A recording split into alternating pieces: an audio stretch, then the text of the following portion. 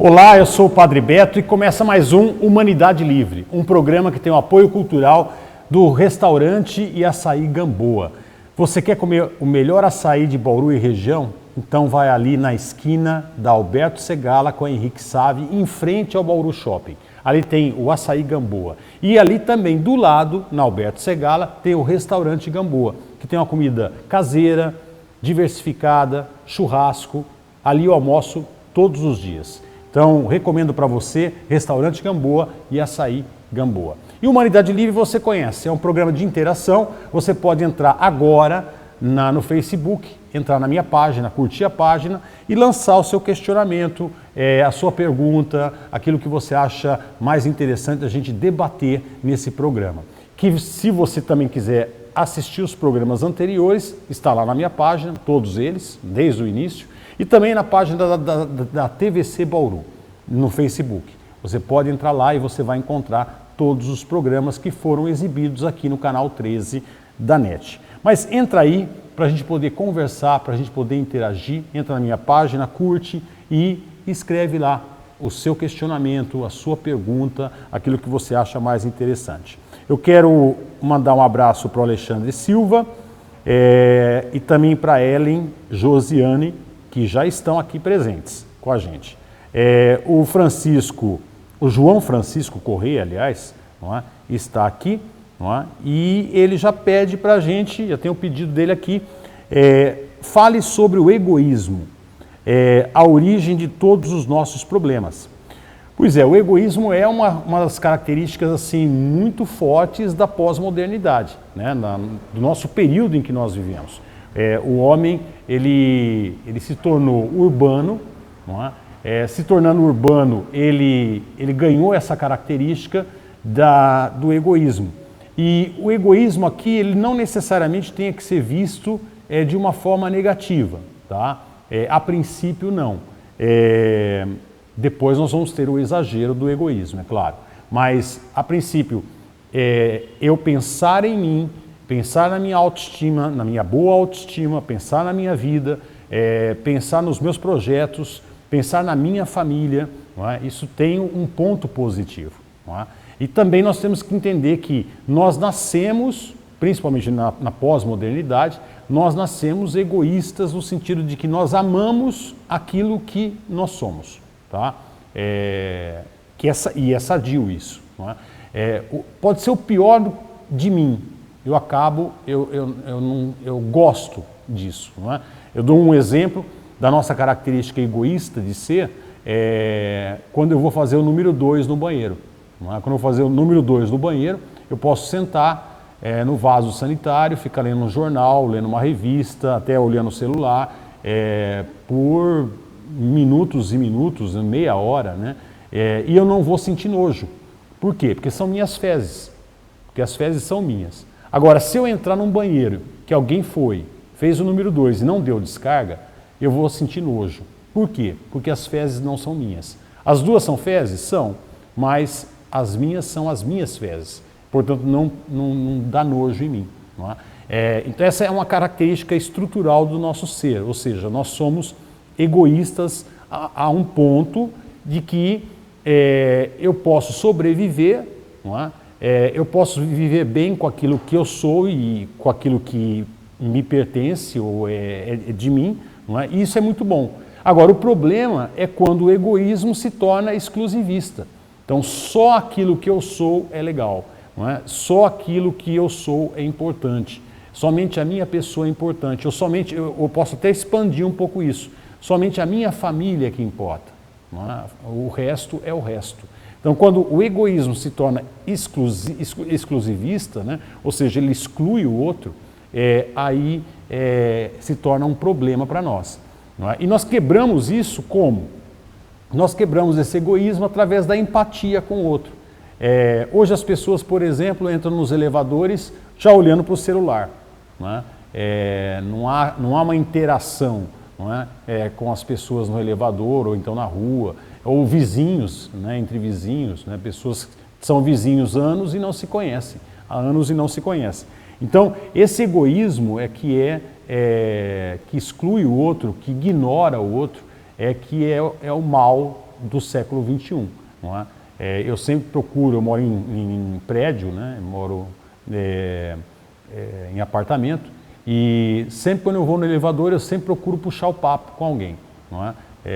Eu sempre procuro interagir com as pessoas e fazer com que as pessoas saiam do celular e comecem a interagir pessoalmente, porque eu acho que isso é o começo, não é? É o começo de você criar interação social, empatia, não é? E começar a ver o outro, e o outro te ver também. Não é? Então, muito do egoísmo que é indiferente ao outro é porque o outro não é visível para mim. Não é? Apesar de eu querer ser visível para o outro, eu quero aparecer, né? Junto com esse egoísmo que exclui o outro, eu quero aparecer para o outro. Não é? Eu quero estar sendo visto, né, pelo outro. Não é? Então eu vou a uma balada, eu vou num barzinho, eu quero sentar num lugar onde as pessoas me vejam. Não é? Eu quero ser curtido no Facebook, eu quero, enfim, visibilidade, aparência. A nossa sociedade, além de ser uma sociedade de egoístas, são de pessoas que querem aparecer. Isso tudo é muito vazio. Além de tudo, com essa característica do egoísmo, do aparecer, e também existe a infantilização, que eu vou falar daqui a pouco. Eu só quero mandar um abraço para Ellen Josiane, para Leia Ferreira Bonassi, para o Eduardo Previero e para Josi Danilo Bonfim, que estão aqui. Tá? A Josi, ela diz assim, aqui é o Danilo, aliás, é o Danilo de Lençóis Paulista. Tá? Então, um grande abraço. E ele me pergunta o que eu acho da maçonaria, mas daqui a pouco eu vou falar. Então, veja bem, 3 características interessantes do homem do século XXI, não é? Do ser humano do século XXI. Ele está sendo egoísta, ele vive de aparências, não é? Ele precisa aparecer, não é? E a terceira característica, ele está sendo infantilizado. Não é? Percebam que hoje, jovens, nós temos o fenômeno do jovem adulto. Não é? Pessoas de 30 anos, 30 e poucos anos, que estão vivendo ainda na casa dos pais, que vivem numa zona de conforto, tem a roupa lavada, comida na mesa, estudam somente, ou estudam para concurso só, e são tratados como crianças ainda, mas são tratados como jovens, adolescentes, e na verdade são adultos. Não é? Então, essa característica está sendo cada vez mais comum do homem do século XXI, não é? Que está demorando para amadurecer. Amadurecer em que sentido? Demorando para assumir a sua vida, as rédeas do seu destino. Não é? Gerações passadas viviam de forma diferente. A minha geração, por exemplo, eu com 18, 19 anos já queria ter meu dinheiro, eu queria ter meu trabalho, eu queria ter minha independência em relação a meus pais. Não é? Então a gente queria construir a nossa história. Não é? Hoje você não percebe isso em pessoas com 25, 30 anos. Não é? E os pais também não dão um toque. Olha, você tem que sair, você tem que amadurecer, você tem que cuidar da sua vida agora. Vai morar numa kitnet, vai morar em algum lugar e vai se virar. Não é? Os pais não se atrevem a fazer isso com os filhos. Bom, o Danilo lá de Lençóis Paulista, ele pergunta o que eu acho da maçonaria. Olha, eu não tenho nada contra a maçonaria. Eu fiz como padre na Igreja Católica, eu fiz muitas palestras em lojas maçônicas aqui de Bauru e região, não é? Até em Lucélia, né? Então, Lins. Então, eu vejo na maçonaria um grupo de pessoas que são unidas, que procuram viver uma solidariedade entre eles e procuram ter princípios. Não é? E um desses princípios, inclusive, é o princípio de acreditar em Deus, né? Ou de acreditar em um Deus, não é? De ter uma religião. Não é? É um dos princípios da maçonaria. Então eu não vejo nada demais nos maçons, não é? Tem muitos amigos maçons, inclusive. Não é? A Anne comenta assim: creio que o mal deste século é a falta de respeito e ingratidão. Mas veja bem, Ellen, a falta de respeito e ingratidão pertence a essa infantilidade do ser humano, a essa característica infantil do ser humano, de não ser grato e também do desrespeito, né, de não respeitar. Não é? Entra nessas três características, o egoísmo, não é? O aparecer, não é? E a infantilidade. Nós podíamos colocar uma outra característica aí. O homem do século XXI, ele é se ele consome. Se ele não consome, ele não é. Então, eu só sou a partir do momento que eu consumo. Se eu não consumo, eu acabo não sendo.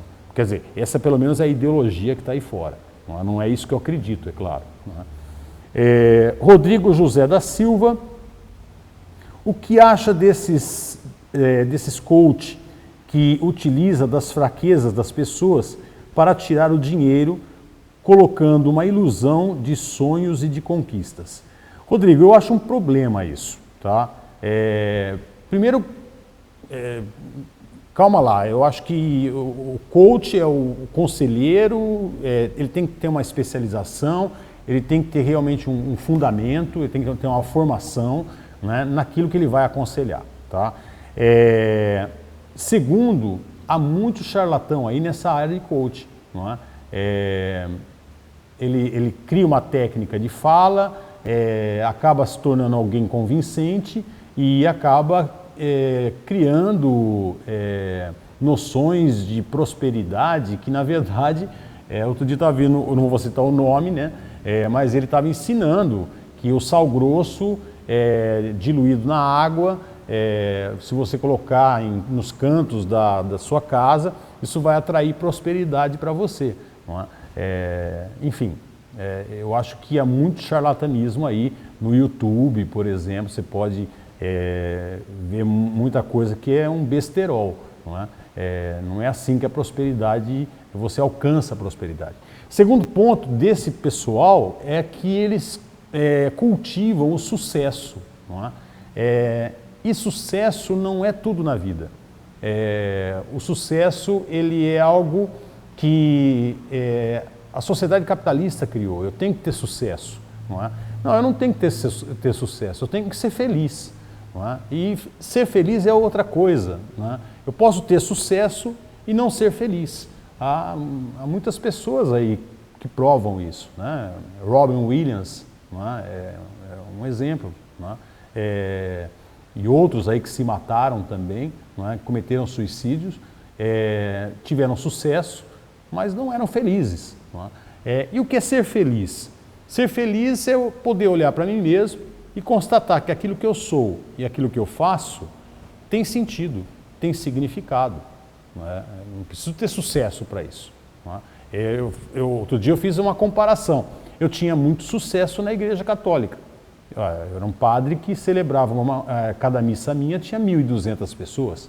Então isso é sucesso, né? Hoje, na Humanidade Livre, se tiver 100 pessoas numa missa, é muito. Então isso não é sucesso, tá? Agora, eu posso dizer que hoje eu sou mais feliz do que quando eu estava na Igreja Católica. Porque o que eu faço hoje tem muito mais sentido do que eu fazia antes, não é? Então antes chegava um divorciado para mim e perguntava: padre, o senhor pode nos dar uma bênção?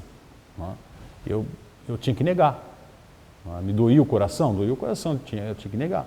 Pô, a pessoa não tem oportunidade de ser feliz na vida, porque foi infeliz na primeira união, já foi infeliz na primeira união, já teve que passar por uma separação, coisa que não é legal, não é? E ainda ele não pode nem receber uma bênção, nem ter a oportunidade de ter uma segunda união. É um absurdo, né? Hoje eu faço o casamento deles. Não é? Então, hoje eu vejo que eu tenho uma função muito mais significativa.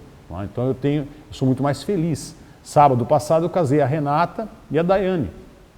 E eu dizia no final da celebração: olha, esse casamento aqui é significativo para vocês, não é? Mas não só para vocês. Para muitas pessoas que passaram por essa existência, muitas mulheres, por exemplo, que não tinham atração por homens e que tiveram que casar com homens, não é? Ou ficaram solteiras a sua vida toda. Não é? Por quê? Porque a sociedade não permitia um relacionamento. Não E esse casamento aqui é significativo, é importante para as próximas gerações, que espero eu que assim aconteça, um casamento como esse seja um casamento dentro não seja especial, seja normal, não é? Não seja excepcional, não é? Então é significativo, né? E eu disse assim, ainda mais na área da religião, porque o casamento civil dos homoafetivos, o casamento homoafetivo na área civil, isso já é uma conquista, já foi conquistado. A questão religiosa é que está sendo difícil, né, de ser realizada. Não é? Então eu vejo que eu tenho hoje, eu sou muito mais feliz hoje, porque o que eu realizo tem muito significado. Não é? Poder colocar Deus nessa união, né, fazer dessa união uma união religiosa, né, é algo que tem um significado muito grande. Não é? Então, o sucesso nem sempre é a mesma coisa. Tá? Então, esse pessoal lida muito com sucesso e cuidado, não é? A vida não é feita de sucesso, não. A vida, ela tem que ser feliz. Não é? O Jefferson Vieira, ele está aqui presente e ele pergunta: o senhor considera a patrística essencial para a compreensão dos ensinamentos de Jesus Cristo? Não, não considero. Pelo contrário, a patrística trouxe muitas distorções da palavra de Jesus Cristo. Tá? Vamos pegar aí Santo Agostinho. Não é? Santo Agostinho vai criar a noção de pecado original. Não é? E ele vai fazer isso como? Ele vai lá no Gênesis, não é? E vai trabalhar o mito de Adão e Eva. Ele vai sexualizar o mito de Adão e Eva. Então, Jesus Cristo não falou nada disso. Jesus Cristo não falou que a gente tinha um pecado original, que a gente nasce com o pecado, nasce como pecador e tal. Quem vai falar isso é Paulo, mas Jesus não é? E Agostinho vai fortalecer essa ideia de Paulo, criando essa expressão, pecado original. E ele vai buscar onde? Em Adão e Eva. Quer dizer, ao comer do fruto do conhecimento do bem e do mal, veja bem, o fruto do conhecimento do bem e do mal. Não tem nada a ver com sexo aqui. O ser humano descobriu a malícia, a sexualidade, a libido, enfim, a atração sexual. E a atração sexual é o pecado original, ou seja, é o que existe pecado em nós. Não é? E aí então nós nascemos do pecado, porque todo ser humano nasce de um ato sexual que é para a patrística e para, depois a Igreja Católica também, é um ato que seria um mal necessário. Por quê? Porque a sociedade tem que procriar, não é? Mas ela só sabe fazer isso através do sexo.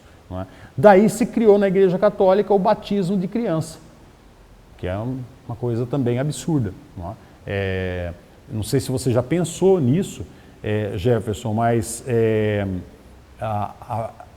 a pia batismal nas igrejas antigas elas são grandes. Agora, por que elas são grandes se o padre só despeja a água na cabeça da criança? Porque o rito não era assim. O rito se enchia a pia batismal de água e fazia o batismo por imersão.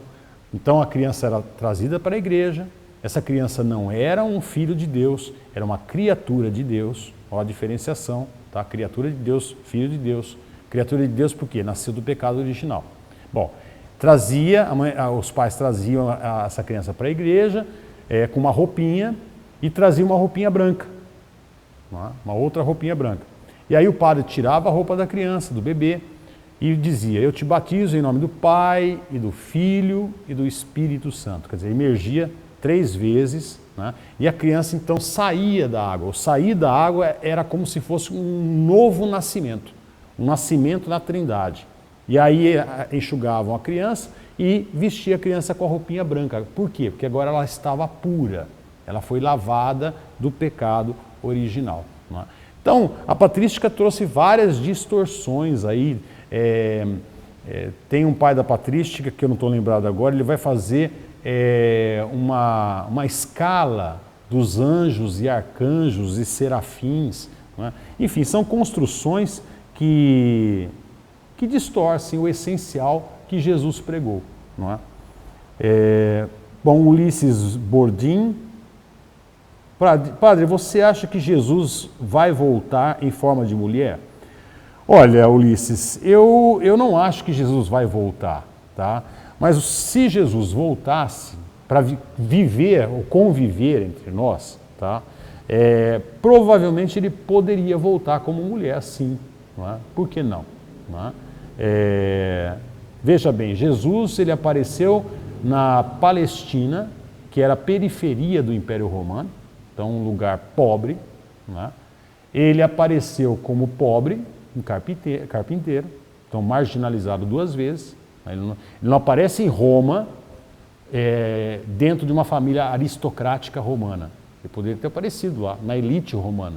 Né? Não, ele aparece na periferia do universo, daquele universo, e como carpinteiro. Não é? Marginalizado 2 vezes.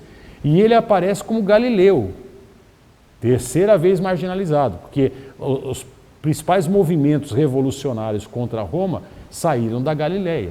Então os romanos, eles marginalizavam, não viam bem os galileus. Os galileus, inclusive os romanos chamavam os galileus de ladrões, nem de Galileu era. Lembrando que Jesus foi crucificado entre 2 ladrões, tá? Na verdade não são 2 ladrões, são 2 galileus. O que nós temos na cena da crucificação ali são 3 galileus, tá? Porque ladrão de galinha não era crucificado, tá? Ladrão comum não era crucificado.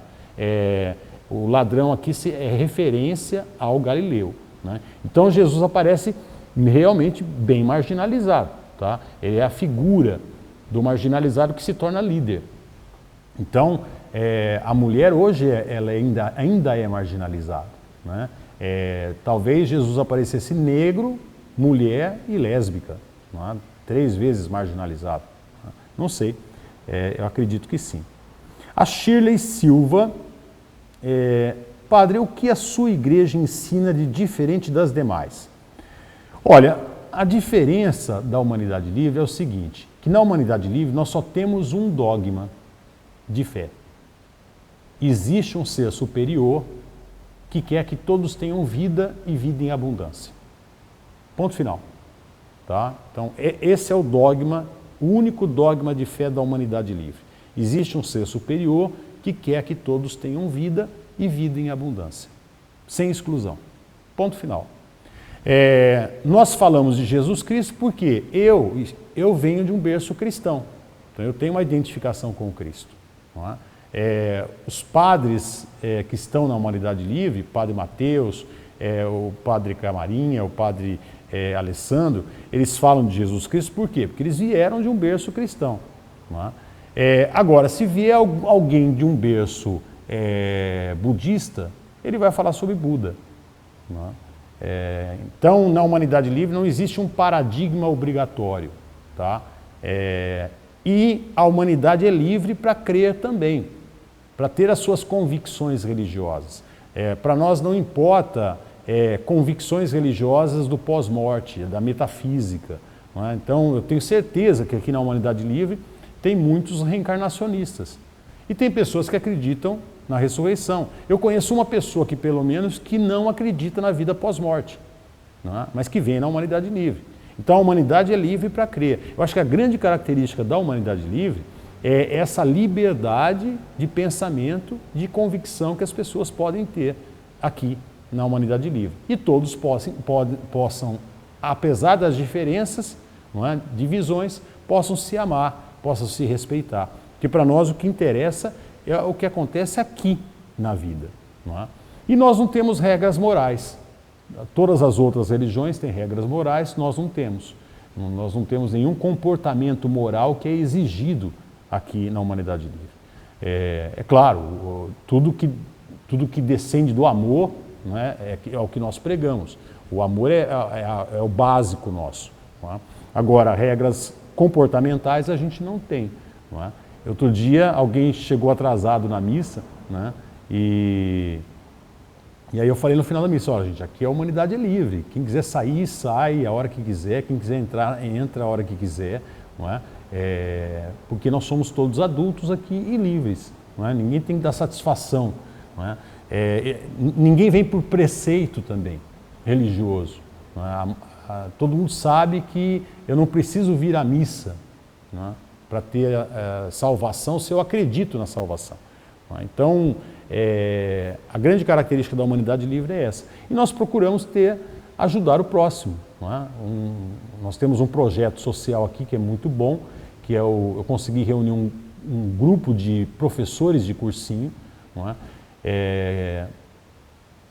Alguns frequentam a humanidade livre, outros não, não é? E nós oferecemos um curso preparatório para o Enem e para o vestibular para jovens da rede pública de ensino. Então isso não é caridade, isso é promoção humana. Então nós estamos igualando esses jovens com jovens de classe média que estão podendo pagar um cursinho aí, para que eles possam ter uma boa nota no Enem e passar no vestibular. Com uma diferença, nós temos aqui uma aula que é obrigatória, que é a aula de cidadania.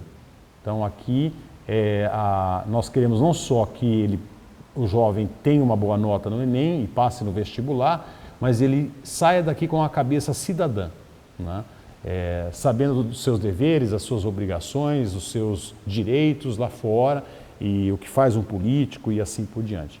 Então, Shirley, é isso que a humanidade livre prega. Eu acho que mais é o estilo de vida, não é, nosso do que propriamente o que a gente prega. O que a gente prega é simples, é o amor. Não é?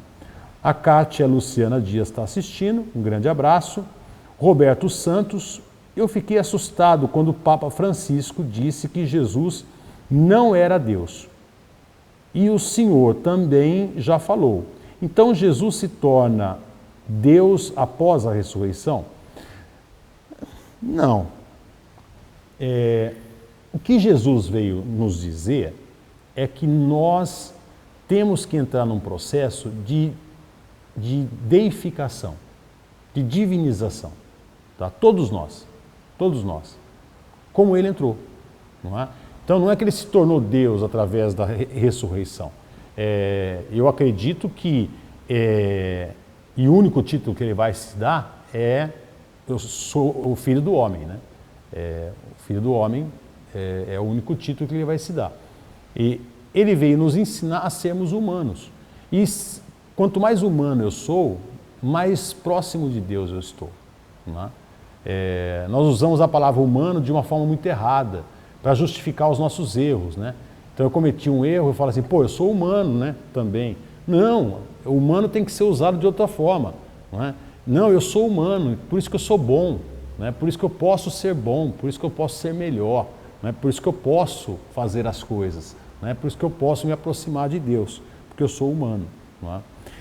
O Maiton Borges, de França, a celebração eucarística segue o rito do missal romano normal? A gente no início seguia, tá? Hoje a gente conseguiu ter um rito que é mais livre, mas a gente tem sim a celebração da palavra e a celebração eucarística, tá?